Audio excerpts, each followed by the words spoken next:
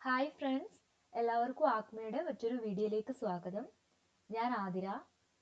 നമ്മളിന്ന് ഈ വീഡിയോയിൽ പ്ലാന്റ് സയൻസിൽ വരുന്ന ജെനറ്റിക്സിലെ ലോസ് ഓഫ് മെന്റൽ എന്ന ടോപ്പിക്കാണ് കവർ ചെയ്യാൻ പോകുന്നത്.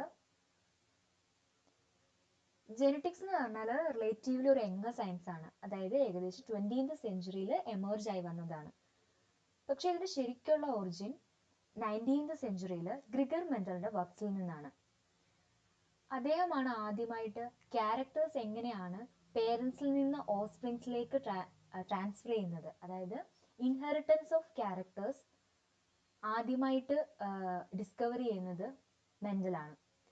അദ്ദേഹം ഫോർമുലേറ്റ് ചെയ്ത ലോസ് ഓഫ് ഇൻഹെറിറ്റൻസ് ആണ് ഈ ജെനറ്റിക്സ് എന്ന് പറഞ്ഞ സയൻസിന് ഒരു ഫൗണ്ടേഷൻ കൊടുത്തത്. സോ അതുകൊണ്ടാണ് നമ്മൾ ഗ്രിഗർ മെന്റലിനെ ഫാദർ ഓഫ് ജെനറ്റിക്സ് എന്ന് വിശേഷിപ്പിക്കുന്നത്. അപ്പോൾ നമുക്ക് ഈ വീഡിയോയിൽ ആദ്യം തന്നെ ഗ്രിഗർ മെന്റലിനെ കുറിച്ച് ജസ്റ്റ് ഒന്ന് ബ്രീഫായിട്ട് എക്സാം പോയിന്റ് ഓഫ് വ്യൂവിൽ ആവശ്യമായ പോയിന്റ്സ് ഒക്കെ ഒന്ന് നോക്കാം. Okay, Gregor Johann Mendel 1822 to 1884. ആ വർഷം ഓർത്തിരിക്കുക. അതുപോലെ അദ്ദേഹത്തിന്റെ പേര്, ഫുൾ നെയിം, സ്പെല്ലിംഗ് ഒക്കെ നോട്ട് ചെയ്യണം. സ്പെല്ലിങ്ങിലൊക്കെ ചേഞ്ചസ് വരുത്തി ഓപ്ഷനൊക്കെ വരാം. Father of genetics, responsible for the laws governing inheritance of traits. അതാണ് ലോസ് ഓഫ് ഇൻഹെറിറ്റൻസ് അല്ലെങ്കിൽ laws of Mendel. Born in 1822 in Moravia near Bern in Austria. He worked as a science teacher and also as a priest in a local church. Mental അദ്ദേഹത്തിന്റെ experiments തുടങ്ങിയ വർഷം 1857. അത് ചെയ്തിരുന്ന experiments conduct ചെയ്തത് അദ്ദേഹത്തിന്റെ വീടിന്റെ kitchen ഗാർഡനിലായിരുന്നു. Okay, അപ്പം experiment start ചെയ്ത വർഷം 1857. അങ്ങനെ 7 years എക്സ്പെരിമെന്റ് ചെയ്തതിന് ശേഷം 7 years കഴിഞ്ഞ് 1865 അദ്ദേഹത്തിന്റെ ഫൈൻഡിങ്സ്, എക്സ്പെരിമെന്റ്സിൽ നിന്നുള്ള ഫൈൻഡിങ്സ് പ്രസന്റ് ചെയ്തു before the natural history society of Brent. അപ്പം ആ പേര് നോട്ട് ചെയ്യുക, നാച്ചുറൽ ഹിസ്റ്ററി സൊസൈറ്റി ഓഫ് ബ്രെന്ന്. ഏത് വർഷമാണ് അദ്ദേഹം പേപ്പർ പ്രസന്റ് ചെയ്തത്? 1865. അവരത് 1866 ആ പേപ്പർ പബ്ലിഷ് ചെയ്തു. അതിന്റെ ടൈറ്റിൽ എന്തായിരുന്നു? Experiments in plant hybridization. ആ പേരും അതുപോലെ ശ്രദ്ധിക്കുക, കാരണം എക്സ്പെരിമെന്റ്സ് വിത്ത് പ്ലാന്റ് ഹൈബ്രിഡൈസേഷൻ അല്ലെങ്കിൽ ഓഫ് പ്ലാന്റ് ഹൈബ്രിഡൈസേഷൻ എന്നൊക്കെ പറഞ്ഞ് ഓപ്ഷൻസ് വരാൻ ചാൻസ് ഉണ്ട്. ഓക്കെ, പിന്നെ ആ പേപ്പർ ഏത് ലാംഗ്വേജിലായിരുന്നു? ജർമ്മൻ ലാംഗ്വേജിലായിരുന്നു. പക്ഷെ ആ സമയത്ത് എന്തോ ആ പേപ്പറിന്റെ വാല്യൂ ആർക്കും മനസ്സിലാക്കാൻ പറ്റിയില്ല. അങ്ങനെ ആ പേപ്പർ ശ്രദ്ധിക്കപ്പെടാതെ അങ്ങ് പോയി, അദ്ദേഹത്തിന്റെ ഫൈൻഡിങ്സ്. ലേറ്റർ ഇൻ 1900 ഈ പേപ്പർ റീഡിസ്കവർ ചെയ്തു independently by Hugo de Vries in Holland, Carl Correns in Germany, Erich von Tschermak in Austria. ഇവർ മൂന്ന് പേരും ഇൻഡിപെൻഡന്റ്ലി ഈ പേപ്പർ റീഡിസ്കവർ ചെയ്തു. ഏത് വർഷമായിരുന്നു? 1900. അതുപോലെ മെന്റലിന്റെ പേപ്പറിന് ഒരു ഇംഗ്ലീഷ് ട്രാൻസ്ലേഷൻ കൊടുത്ത ആള് വില്യം ബേറ്റ്സൺ ആണ്. ഓക്കെ, നമ്മൾ പറഞ്ഞു ജർമ്മൻ ലാംഗ്വേജിലായിരുന്നു മെന്റലിന്റെ പേപ്പർ. അതിന് ഇംഗ്ലീഷ് ട്രാൻസ്ലേഷൻ കൊടുത്തത് ആരായിരുന്നു? William Bateson. അപ്പൊ ഇപ്പം ഇതിൽ പറഞ്ഞ ഇയേഴ്സ് ഒക്കെ ഓർത്തിരിക്കുക. അതുപോലെ ആ പേര്, ടൈറ്റിൽ എന്തായിരുന്നു എന്നുള്ളത്, പിന്നെ ഇവരുടെയൊക്കെ പേര്, ആരൊക്കെയാണ് റീഡിസ്കവർ ചെയ്തത്, ട്രാൻസ്ലേറ്റ് ചെയ്തത്, അതൊക്കെ പഠിക്കുക. സോ ഇനി മെന്റൽ ഉപയോഗിച്ച എക്സ്പെരിമെന്റൽ മെറ്റീരിയൽ എന്തായിരുന്നു? അത് ഗാർഡൻ പിയ, പിസം സെറ്റൈവ. ശരിക്കും പറഞ്ഞാൽ ഈ ഗാർഡൻ പിയ എക്സ്പെരിമെന്റൽ മെറ്റീരിയൽ ആയിട്ട് സെലക്ട് ചെയ്തത് തന്നെ മെന്റലിന്റെ സക്സസിന്റെ ഒരു വലിയ റീസൺ ആയിരുന്നു കേട്ടോ. അത് കാരണം ഗാർഡൻ പിക്ക് കുറെ ഗുണങ്ങളുണ്ട്. അതെന്തൊക്കെയാണ് നമ്മൾ വരുന്ന സ്ലൈഡിൽ പറയും. പിന്നെ മെന്റൽ അതുപോലെ എക്സ്പെരിമെന്റ് തുടങ്ങിയത് 34 ഡിസ്റ്റന്റ് വെറൈറ്റീസ് ഓഫ് പീലാണ്. പക്ഷെ ഫൈനലി അതിൽ നിന്നും 22 വെറൈറ്റീസ് സെലക്ട് ചെയ്തു. അതുപോലെ 7 ഡിഫറെന്റ് ക്യാരക്ടേഴ്സ്, ഈ പിയുടെ 7 ഡിഫറെന്റ് ക്യാരക്ടേഴ്സിലാണ് മെന്റൽ സ്റ്റഡി നടത്തിയത്. ഈ ക്യാരക്ടേഴ്സിനെല്ലാം ഡിഫറെന്റ് ഫോംസ് ഉണ്ട്. അതിന് പറയുന്നതാണ് alternative or contrasting forms of A character. അതായത് ഇപ്പം ഹൈറ്റ് എന്ന് പറഞ്ഞ ഒരു ക്യാരക്ടർ, അതിന്റെ കോൺട്രാസ്റ്റിംഗ് ഫോംസ് ഏതൊക്കെയാണ്? ടോളും ഡ്വാഫും.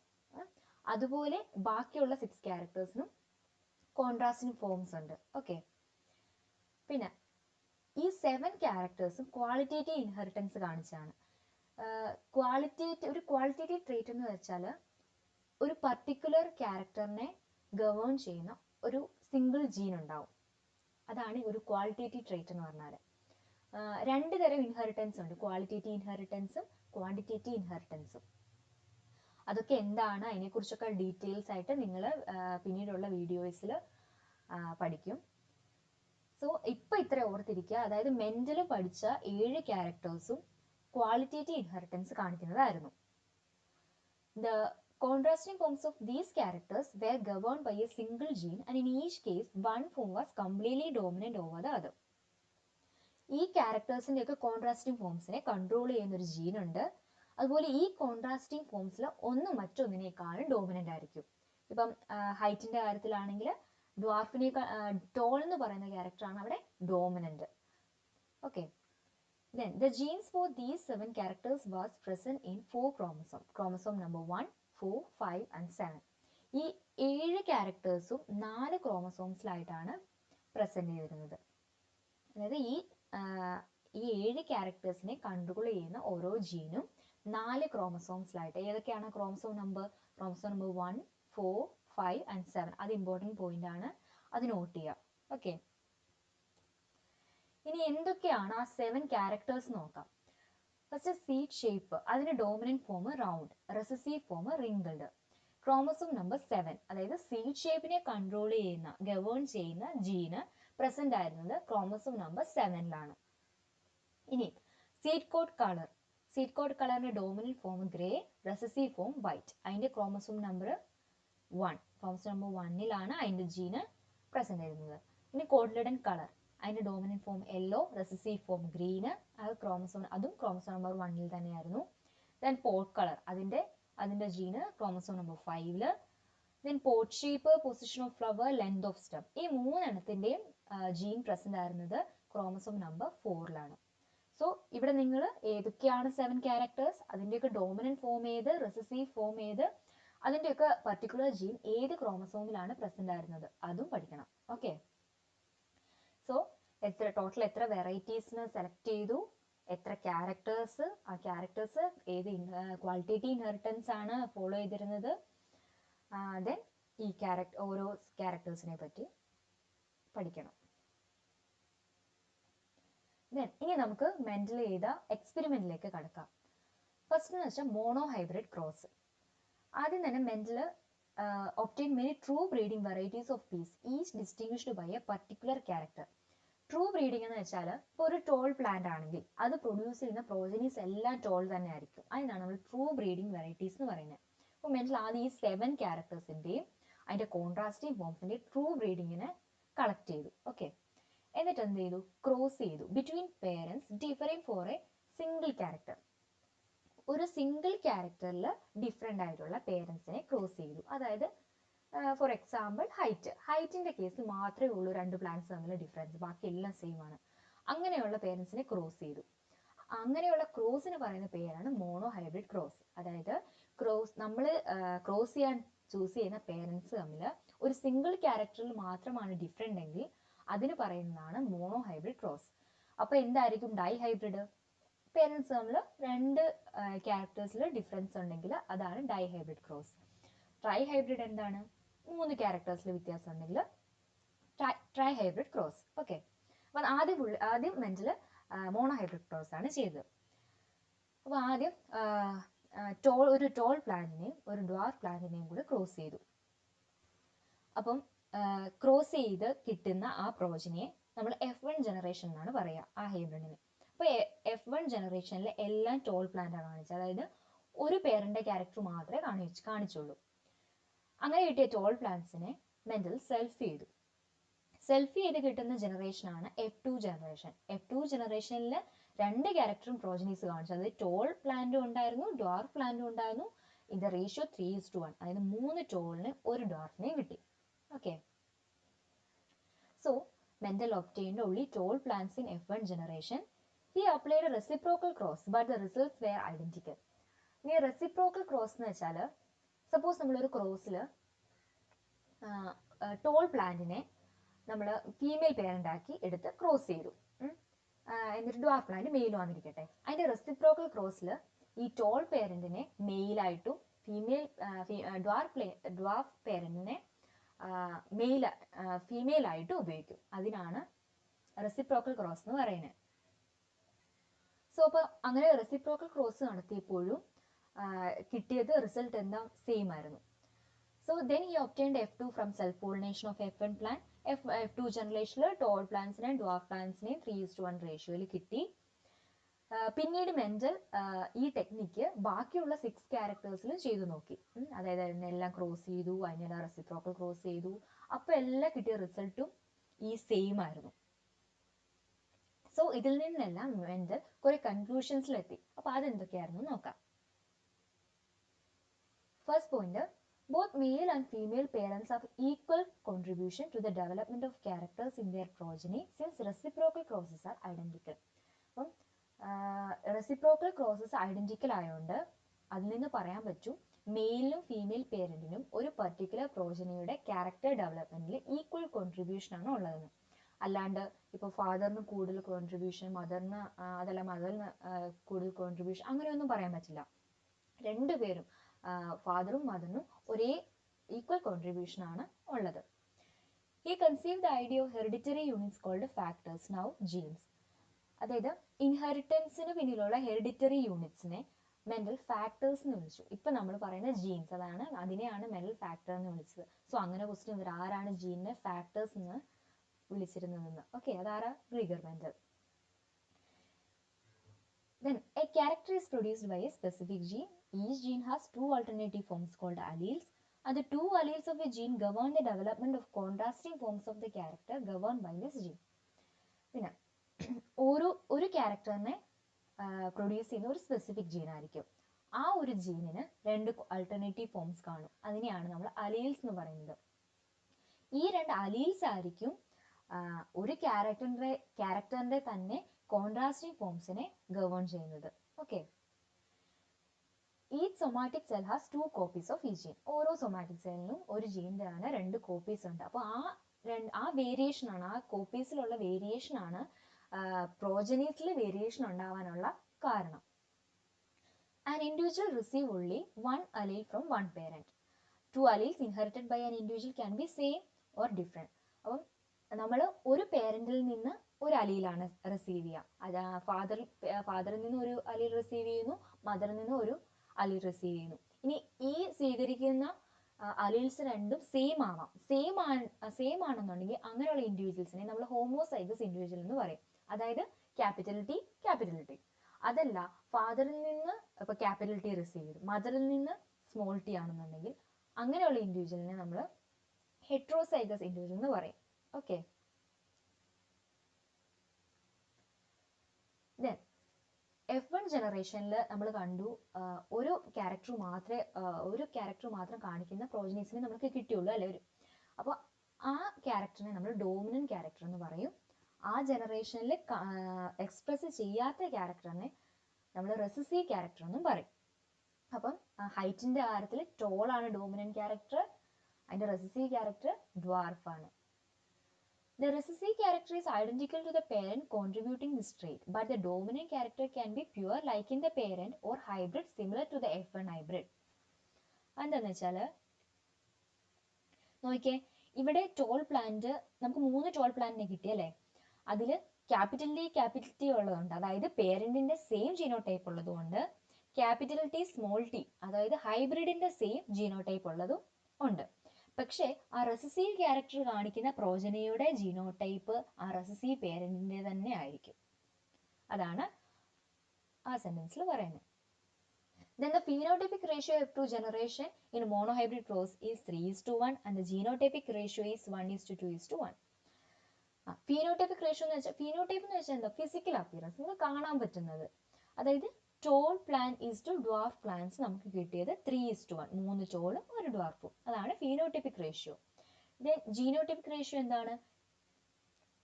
ജീനോടൈപ്പ് എന്ന് പറഞ്ഞാൽ ആ ഒരു ഓർഗാനിസത്തിന്റെ ജെനറ്റിക് മേക്കപ്പ് ആണ്. അപ്പൊ ഇവിടെ ക്യാപിറ്റൽ ടി സ്മോൾ ടി. അപ്പോൾ 1:2:1. അതാണ് അതിന്റെ മോണോഹൈബ്രിഡ് ജീനോടൈപ്പിക് റേഷ്യോ എന്ന് പറയുന്നത്. സോ അങ്ങനെ മോണോഹൈബ്രിഡ് ക്രോസിൽ നിന്നും അതിൽ നിന്നുള്ള അനാലിസിസിൽ നിന്നും Mendel first law of inheritance formulate ചെയ്തു. ആ ലോയുടെ പേരാണ് law of segregation. Law of സെഗ്രിഗേഷനെ law of purity of gametes എന്നും കൂടി പറയാറുണ്ട്.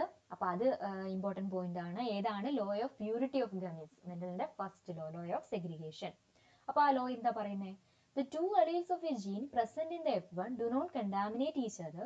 They separate and pass into two different gametes in their original form, producing two different types of gametes in equal proportion. A random union between these male and female is the typical 3:1 monohybrid ratio. അതായത് suppose ഒരു പേരന്റിന്റെ genotype capital T small T ആണെന്നിരിക്കട്ടെ. അപ്പോൾ ആ parent produce ഈ ഗ്യാമറ്റോജെനിസിസ് gamete ഫോർമേഷന്റെ ടൈമിൽ ആ parent രണ്ട് അലീൽസ് പ്രൊഡ്യൂസ് ചെയ്യും. ഏതൊക്കെയാണ്? ക്യാപിറ്റൽ ടിയും സ്മോൾ ടിയും. അത് ഗമീറ്റ്സിലേക്ക് പാസ് ചെയ്യും. അപ്പം ആ പേരന്റ് പ്രൊഡ്യൂസ് ചെയ്യുന്ന ഗമീറ്റ്സ് ക്യാപിറ്റൽ ടി ഉള്ള ഗമീറ്റ്സ് ഉണ്ട്, സ്മോൾ ടി ഉള്ള ഗമീറ്റ്സ് ഉണ്ട്. ഓക്കെ, അത് ഈക്വൽ പ്രൊപ്പോർഷണൽ ആയിരിക്കും. അല്ലെങ്കിൽ ഇപ്പൊ ക്യാപിറ്റൽ ടി ഡോമിനന്റ് ആണ് അതുകൊണ്ട് അത് കൂടുതൽ, അങ്ങനെയൊന്നുമില്ല. രണ്ടും ഈക്വൽ പ്രൊപ്പോർഷനിൽ പ്രൊഡ്യൂസ് ചെയ്യും. അതായത് ഈ രണ്ട് അലീൽസും ഒരു എന്താണ് ഇൻഫ്ലുവൻസ്, ഒരു ഇന്ററാക്ഷനിൽ രണ്ടുപേരും സെപ്പറേറ്റ് ആവും. സെപ്പറേറ്റ് ആയിട്ട് പർട്ടിക്കുലർ ഗമീറ്റ്സ് പ്രൊഡ്യൂസ് ചെയ്യും. അപ്പം മെയിൽ പേരന്റും ഫീമെയിൽ പേരന്റും ഇതുപോലെ ഗമീറ്റ്സ് പ്രൊഡ്യൂസ് ചെയ്യും. അവർ റാൻഡംലി യുണൈറ്റ് ചെയ്തിട്ട് പ്രൊഡ്യൂസ് ചെയ്യുന്ന progenies typical monohybrid phenotypic ratio follow ചെയ്യുക. അതായത് 3:1 എന്ന റേഷ്യോ. ഓക്കെ, അതാണ് ലോ ഓഫ് സെഗ്രിഗേഷൻ. ഇനി എപ്പോഴാണ് ഈ സെഗ്രിഗേഷൻ ഓഫ് അലീൽസിന് കാരണമെന്ന് വെച്ചാൽ separation of homologous chromosome during meiosis. മിയോസിസിന്റെ സമയത്ത് ഹോമോലോഗസ് ക്രോമസോമിന്റെ സെപ്പറേഷൻ ആണ് ഈ രണ്ട് അലീൽസിന്റെയും സെഗ്രിഗേഷനുള്ള കാരണം. ഇനി മിയോസിസിന്റെ ഏത് സ്റ്റേജിലാണ്? ഫസ്റ്റ് മിയോട്ടിക് ഡിവിഷൻ, അതായത് അനാഫേസ് 1-ലായിരിക്കും. When there is no crossing over between gene and centromere. ജീനും സെൻട്രോമിയർ ക്രോസിംഗ് ഓവർ ഇല്ല എന്നുണ്ടെങ്കിൽ അത് ഫസ്റ്റ് മിയോട്ടിക് ഡിവിഷനിലായിരിക്കും സെഗ്രിഗേഷൻ നടക്കുക, അനാഫേസ് 1-ലും. അതല്ല ക്രോസിംഗ് ഓവർ ഉണ്ടെന്നുണ്ടെങ്കിൽ സെക്കൻഡ് മിയോട്ടിക് ഡിവിഷൻ അനാഫേസ് 2-ലുമാണ് നടക്കുക. അതും ഇമ്പോർട്ടൻറ്റ് പോയിന്റ് ആണ്. അത് ചോദിക്കുക ഏത് സ്റ്റേജിലാണ് ലോ ഓഫ് സെഗ്രിഗേഷൻ, ഏത് സ്റ്റേജിലാണെന്ന് ചോദിച്ചാൽ അത് അനാഫേസിലാണ്. ഓക്കെ, ദെൻ നമ്മൾ പറഞ്ഞ point also called law of purity of gametes. So ഇതാണ് മെൻഡലിന്റെ first law of inheritance. Monohybrid ക്രോസിൽ നിന്നാണ് ഈ ലോയിലേക്ക് എത്തിയത്. ദെൻ നമുക്ക് ടെസ്റ്റ് ക്രോസ് എന്താന്ന് നോക്കാം. ഈ ടെസ്റ്റ് ക്രോസ് ഇപ്പം നമ്മളൊരു ഡോമിനന്റ് ക്യാരക്ടർ ഉള്ള ഹൈബ്രിഡ്, അതിന്റെ ജീനോടൈപ്പ് നമുക്ക് ജസ്റ്റ് അതിന്റെ ഫീനോടൈപ്പ് നോക്കി പറയാൻ പറ്റില്ല. അതിന് ക്യാപിറ്റൽ ടി ആവാം, ക്യാപിറ്റൽ ടി സ്മോൾ ടി ആവാം. അതായത് ഹോമോസൈഗസും ആവാം, ഹെട്രോസൈഗസും ആവാം. അപ്പോൾ അങ്ങനെയുള്ള ഒരു ഹൈബ്രിഡിന്റെ ജീനോടൈപ്പ് മനസ്സിലാക്കണമെങ്കിൽ അതിന്റെ പ്രോജനീസിനെ സെൽഫ് ചെയ്തുള്ള അതിന്റെ പ്രോജനീസിനെ പഠിക്കണം. അല്ലെന്നുണ്ടെങ്കിൽ ടെസ്റ്റ് ക്രോസ് വഴി പഠിക്കണം. ഓക്കെ, കണ്ടുപിടിക്കാൻ പറ്റുള്ളൂ. അപ്പോൾ ടെസ്റ്റ് ക്രോസ് എന്ന് വെച്ചാൽ A cross between the F1 hybrid and A variety with recessive form of the character in question. F1 ഹൈബ്രിഡിന്റെയും അതിന്റെ റെസസീവ് പേരന്റിന്റെയും തമ്മിലുള്ള ക്രോസ്. അങ്ങനെ ക്രോസ് ചെയ്യുമ്പോൾ നമുക്ക് രണ്ട് റിസൾട്ട് കിട്ടാനുള്ള ചാൻസ് ഉണ്ട്. ആ രണ്ട് റിസൾട്ടിൽ നിന്നാണ് നമ്മൾ ഏതാണ് അതിന്റെ ജീനോടൈപ്പ്, എന്താണ് അതിന്റെ ജീനോടൈപ്പ് എന്ന് കണ്ടുപിടിക്കുന്നത്. അപ്പൊ നമുക്ക് ഇവിടുത്തെ കേസ് നോക്കാം. ഇവിടെ നോക്കിക്കേ, യെല്ലോ ആണ് ഇവിടുത്തെ ഡോമിനന്റ് ട്രേറ്റ്, ഗ്രീൻ അതിന്റെ റെസസീവ് ട്രേറ്റ് ആണ്. അപ്പൊ നമുക്ക് ഇതിന്റെ ജീനോടൈപ്പ് അറിയത്തില്ല. ക്യാപിറ്റൽ വൈ ആണോ, ക്യാപിറ്റൽ വൈ സ്മോൾ വൈ ആണോ നമുക്ക് അറിയില്ല. സോ അതിനെ നമുക്ക് റെസസീവ് ട്രേറ്റ് ഉള്ളതിനുമായിട്ട് നമ്മൾ ക്രോസ് ചെയ്തു, സ്മോൾ വൈ ആയിട്ട്. അപ്പൊ നമുക്ക് കിട്ടിയ റിസൾട്ട് എന്ന് വെച്ചാൽ എല്ലാം ഡോമിനന്റ് മാത്രമാണ്. എല്ലാ പ്രോജനീസും ഡോമിനന്റ് ട്രേറ്റ് മാത്രം കാണിച്ചു. സോ അതിൽ നിന്ന് നമുക്ക് പറയാൻ പറ്റും, നമുക്ക് അറിയാത്ത ജീനോടൈപ്പ് ആ പ്ലാന്റിന്റെ, ആ പേരന്റിന്റെ ജീനോടൈപ്പ് ഹോമോസൈഗസ് ആണെന്ന്, അതായത് ക്യാപിറ്റൽ വൈ ആണെന്ന് നമുക്ക് അതിൽ നിന്ന് മനസ്സിലാവും.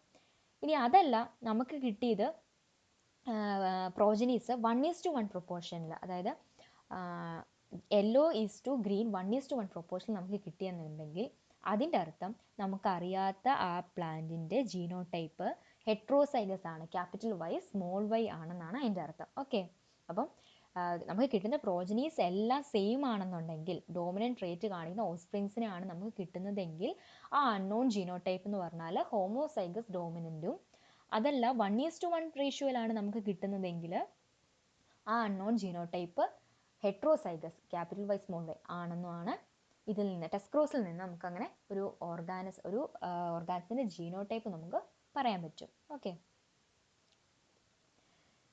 ദെൻ അപ്പം അടുത്ത ഇനി ഡൈഹൈബ്രിഡ് ക്രോസ് ആണ്. ഡൈഹൈബ്രിഡ് ക്രോസ് എന്താണെന്ന് നമ്മൾ ആദ്യം പറഞ്ഞിരുന്നത് എന്താണ്? ക്രോസ് ചെയ്യുന്ന പേരൻസ് തമ്മിൽ 2 ക്യാരക്ടേഴ്സിൽ ഡിഫറൻസ് ഉണ്ടാവും. സോ ഇപ്പോൾ ലോ ഓഫ് സെഗ്രിഗേഷൻ നമുക്ക് എക്സ്പ്ലെയിൻ ചെയ്യണമെങ്കിൽ ഒരു സിംഗിൾ ക്യാരക്ടർ പഠിച്ചാൽ മതി. പക്ഷേ സെക്കൻഡ് ലോ ഓഫ് ഇൻഹെറിറ്റൻസ് ആയ law of independent assortment explain ചെയ്യണമെങ്കിൽ നമുക്ക് കുറഞ്ഞത് 2 ക്യാരക്ടേഴ്സ് എങ്കിലും വേണം. അപ്പോൾ അതിനു വേണ്ടി നമ്മൾ ഡൈഹൈബ്രിഡ് ക്രോസ് നടത്തണം. അതിൽ നിന്ന് മാത്രമേ സെക്കൻഡ് ലോയിലേക്ക് നമുക്ക് എത്താൻ പറ്റുള്ളൂ, അതിനെ എക്സ്പ്ലെയിൻ ചെയ്യാൻ പറ്റുള്ളൂ. അപ്പോൾ അതിനുവേണ്ടി മെന്റൽ 2 ട്രൂ ബ്രീഡിംഗ് ആയിട്ടുള്ള പീ പ്ലാന്റ്സിനെ സെലക്ട് ചെയ്തു. അവരുടെ ഒരു പേരന്റിന്റെ ക്യാരക്ടർ യെല്ലോ റൗണ്ട്, അത് ഡോമിനന്റ് ക്യാരക്ടർ ആണ്. മറ്റേത് ഗ്രീൻ റിങ്കിൾഡ് സീഡ്സ് പ്രൊഡ്യൂസ് ചെയ്യുന്ന റെസസീവ് പേരന്റും.